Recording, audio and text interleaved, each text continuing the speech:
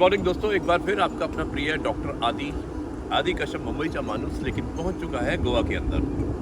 चाय की चुस्कियां ले रहा हूं और मैं दोस्तों यहाँ पे किसी काम से आया था। मैंने कहा चलिए ठीक है, आज का जो पॉजिटिव कर्मा है एपिसोड नंबर 1059 आज आपको यहीं से रिकॉर्ड करके भेजूंगा। तो दोस्तों आज हम बात करेंगे दोस्ती की। कुछ लोग जो दोस्त होते हैं उसे स्पेशल बनाने की कोशिश करते हैं, कुछ हालात को देखते हैं, लेकिन दोस्तों दोस्ती स्पेशल नहीं होती है। स्पेशल होता है आपका प्यार उन लोगों के लिए।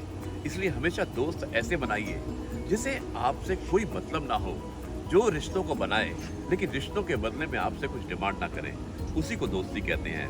कहते हैं ना दोस्तों कि आपके बच्चे आपसे आपकी वसीयत पूछते हैं, आपके रिश्तेदार आपकी हैसियत पूछते हैं, लेकिन आपके सच्चे दोस्त भी होते हैं जो आपकी खैरियत पूछते हैं।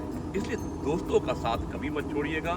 यही वादा है आरजे आदि, डॉक्टर आदि, मुंबईचा माणूस का।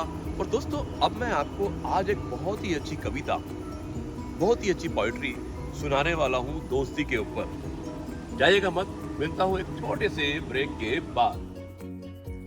जी हाँ दोस्तों, आज की कहानी का शीर्षक है दोस्त।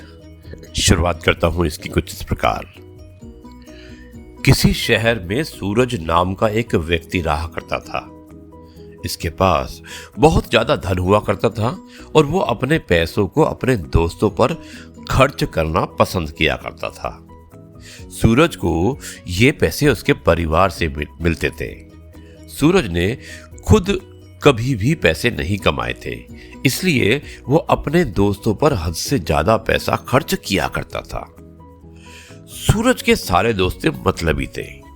वो सभी सूरज से पैसों के लिए दोस्ती करते थे और सूरज के दोस्तों में एक ही दोस्त था जिसका नाम था दीपक।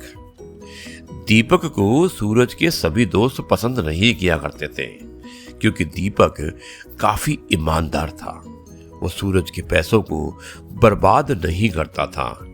दीपक सूरज को समय समय पर बताया करता था कि वो अपने पैसे को इस तरह से बर्बाद ना करे, लेकिन सूरज किसी का सुनने वाला कहाँ था। सूरज के दोस्त सूरज का कान को भर दिया करते थे और सूरज और दीपक की दोस्ती उन्होंने कान भर भर कर खत्म करवा दी। दोस्तों अब समय बीतता गया।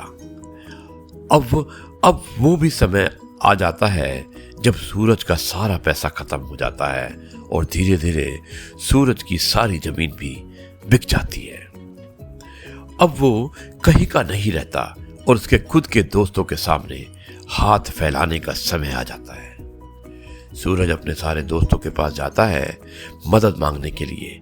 सूरज के कुछ दोस्त तो साफ मदद देने के लिए मना कर देते हैं, तो वही कुछ सूरज के दोस्त कोई मदद नहीं करते लेकिन उसको भला बुरा सुना देते हैं। साथ ही सूरज के कुछ ऐसे दोस्त भी थे जो कि सूरज को पहचानने से भी मना कर देते हैं।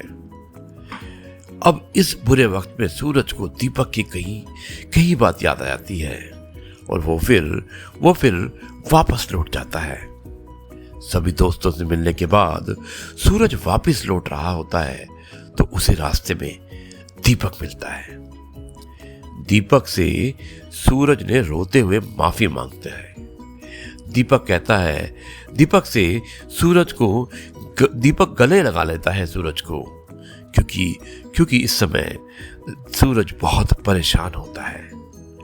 अब दीपक ने सूरज को अपने घर में रख लिया होता है और उसे हर तरह से मदद करता है।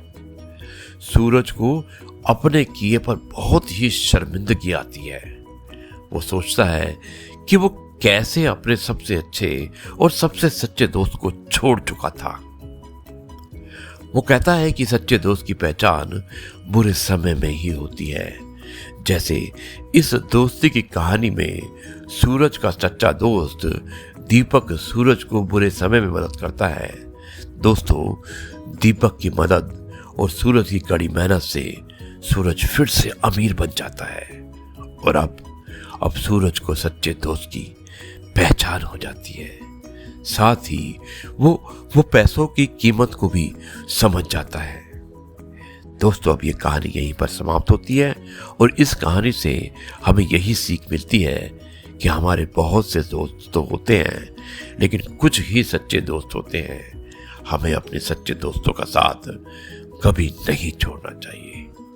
साथ ही बुरे और मतलबी दोस्त के उससे समय रहते हुए अपनी दूरी बनाकर रखनी चाहिए, यानी कि सच्चे दोस्त को साथ रखना चाहिए और मतलबी और बुरे दोस्तों से दूरी बनाकर रखनी चाहिए।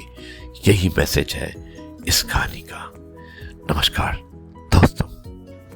तो जी हाँ दोस्तों, कैसी लगी ये कविता? कितनी बढ़िया कविता थी जिसमें कि दोस्ती के बारे में बताया है। कहते हैं ना कि जो कृष्ण और सुदामा थे, शायद उनकी दोस्ती में भी कोई मतलब नहीं था। कृष्ण कहाँ इतने बड़े भगवान और सुदामा कहाँ एक गरीब ब्राह्मण, लेकिन उनकी दोस्ती ने एक मिसाल कायम की है। और मुझे लगता है कि कुछ आपको भी ऐसा ही करना होगा। सच्चे दोस्त को जाने मत देना, क्योंकि दोस्त आपको दोबारा नहीं मिलेंगे। आपको प्रॉपर्टी मिल जाएगी, पैसे मिल जाएंगे, आपको एक पोजीशन मिल जाएगी, लेकिन जो आपके अच्छे दोस्त हैं दोस्तों, वो आपको कभी नहीं मिलने वाले हैं। इसलिए हमेशा अपनी दोस्ती को, अपने दोस्तों को संभाल कर रखिएगा। यही चाहता है आपका अपना प्रिय डॉक्टर आदि कश्यप, मुंबईचा माणूस, आपके लिए ले आया था। आपके लिए आपका अपना मनपसंद program positive karma on friendship. धन्यवाद, नमस्कार, जय हिंद, वंदे मातरम, जय गुरुजी, शुक्राना गुरुजी।